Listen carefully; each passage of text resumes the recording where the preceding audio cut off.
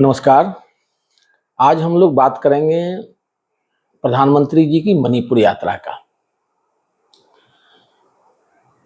देखिए, मणिपुर का नाम सुनते ही कई लोगों के दिमाग में ये आता है कि बहुत अशांत एरिया है, वहां जाने से लोग डरते भी हैं।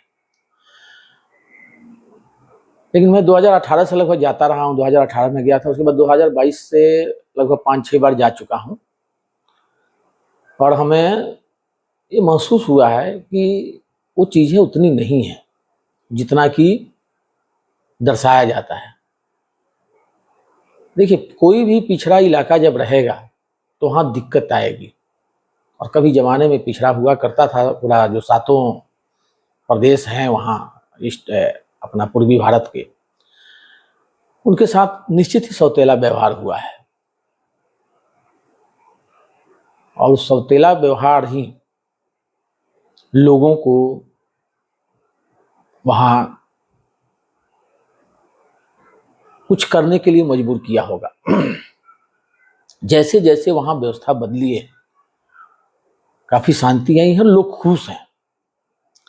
लेकिन उस खुशी के बीच में कभी कभी अलगाववादी टाइप के लोग, जो बाहर से विदेशी फंडिंग भी होती होगी, और अपने देश के कुछ राजनीतिज्ञ हैं जो चाहते हैं आग लगा के ही सरकार बना लेना, ऐसी होती रहती है। वहां जो समस्या, मणिपुर की जो समस्या है जो हुई, उस समस्या का जिम्मेदार आखिर कौन था? क्योंकि कोई भी चीज लागू होती है, चाहे कुछ होता है, तो दोनों वर्ग को पहले समझाना होता है। वहां दो वर्गों को बांटा गया, उसमें राजनीतिक हलचल तो जरूर हुई, इसमें तो कोई शक नहीं। क्योंकि जो अपना जमीन खो चुकी कांग्रेस थी, लोकसभा में उसको 2 सीट मिला, क्योंकि उसी पर वो लोग राजनीति करते रहे, आज भी राजनीति करते हैं उस पर। प्रधानमंत्री मोदी जी की एक विशेषता है, वो किसी चीज पर ज्यादा बोलते ही नहीं है और उसको अपने तरीके से करते रहते हैं। इन लोगों ने बहुत प्रयास किया कि प्रधानमंत्री मोदी जी कुछ बोले, लेकिन अब वो गए।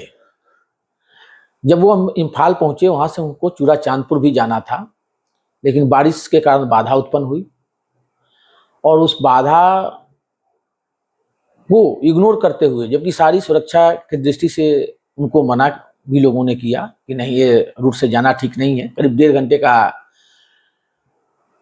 रास्ता है सड़क मार्ग से। और वो गए और वहां पीड़ितों से मिले और लोग वहां काफी भावुक हुए। तो मुझे याद आया 2022 में जब मैं गया, एक होटल में रुका था, थोड़ा सा दूरी पर है, 7-8 किलोमीटर दूरी पर है एयरपोर्ट से। उन लोगों ने अपने जमीन है और घर है, वहीं गेस्ट हाउस बना रखा है लोगों के लिए, 2 पैसा कमाने के लिए। लेकिन उनका थोड़ा सा व्यवसाय डाउन चल रहा था उस समय। तो उन्होंने एक ही चीज बोला था कि हम लोगों को प्रधानमंत्री मोदी जी से बहुत आशा है और वही कर सकते हैं। और अभी काफी शायद सही रास्ते पर जा रहा है सब। रेलवे भी वहां प्रस्तावित है, कुछ काम चल भी रहा है। कोहिमा से भी प्रस्तावित है, कोहिमा से इम्फाल तक भी प्रस्तावित है, दीमापुर से इम्फाल तक, कोहिमा तक बन ही रहा है। तो आप एक चीज सोचिए कि प्रधानमंत्री का विजन क्या है? हर जगह रेल भी पहुंचा देना। अच्छा, पहाड़ी का सबसे बड़ा दिक्कत है सड़क मार्ग। कहीं भी सड़क अगर नहीं है, सड़क मार्ग नहीं, तो लोगों को आने जाने में कष्ट है। वहां खाने पीने की वस्तु नहीं होगी, और खाने पीने की वस्तु नहीं होगी तो क्या करेंगे?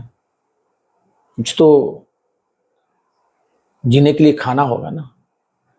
जब सब कुछ मिलेगा तो फिर क्या दिक्कत है? कोई दिक्कत नहीं है। और वो चीजें, 2 चीजों पर प्रधानमंत्री जी का बहुत ही ध्यान है।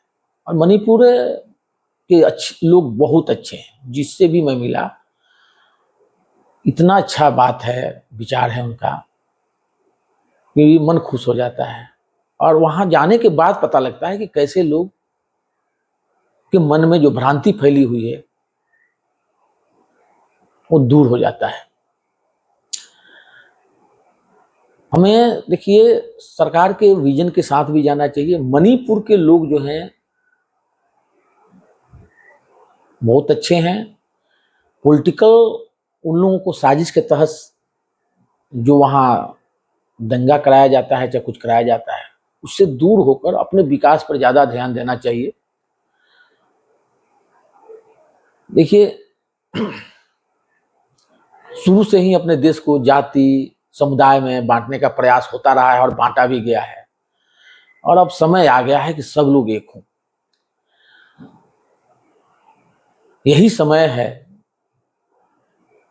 जब जितना तेजी से विकास हुआ है पूर्वी भारत का और हो रहा है, सब लोग एक होकर आगे बढ़ें। मुझे बहुत अच्छा लगता है, मैं तो उधर जाता रहता हूँ ईस्टर्न सेक्टर में, लेकिन जहां भी गया मुझे बहुत अच्छा लगा। लोग मुझे बहुत अच्छे लगे। कि कुछ ना कुछ तो कमी होगी ना किसी में। मान लीजिए आपस में, यहाँ देखिए यहाँ लोगों को लड़ा देते हैं लोग। टूलकिट गैंग हर जगह घूम रहा है, पूरे भारत में घूम रहा है। और मणिपुर का ही भविष्य नहीं, उधर सातों प्रदेश है उनका तो है ही। बिहार जैसे राज्य उपेक्षित रहे हैं, वो देखिए क्या आ गया है। तो ये सब चीजें हैं। मैं प्रधानमंत्री जी को बार बार नमन करूंगा कि उन्होंने ऐसे जगहों पर ज्यादा ध्यान दिया है जिनके साथ सौतेला व्यवहार हुआ और छोड़ दिया गया ऐसे ही, जाने दो। वही पूर्व प्रधानमंत्री ने कभी बोला था ना कि वो पहाड़ी है, मुझे उसे क्या लेना, उसे कुछ उसमें क्या उगता है। वही सोच के इन लोगों ने छोड़ दिया, बस वोट बैंक के जैसे यूज करते रहे। वहां का जो डेमोग्राफी भी चेंज हुआ ना, सब इसी कारण से हुआ। अगर सौतेला व्यवहार नहीं हुआ होता तो नहीं हुआ होता। आगे धन्यवाद। ऐसे हम मिजोरम पर भी कुछ एक वीडियो डालेंगे, और आप लोग सब्सक्राइब कीजिए, लाइक कीजिए। और जो मैं जो बताता हूँ इसमें कोई ऐसा नहीं कि त्रुटि है कि मैं खुद वहाँ रहा हूँ, 1 दिन 2 दिन, चाहे कुछ लोगों से मिला हूँ तो वो चीज़ मिला, मुझे निगेटिव कहीं मिला ही नहीं है। इसलिए मैं इसको डालता हूँ। सकारात्मक चीज़ें सबको जानना जरूरी होता है। धन्यवाद, नमस्कार।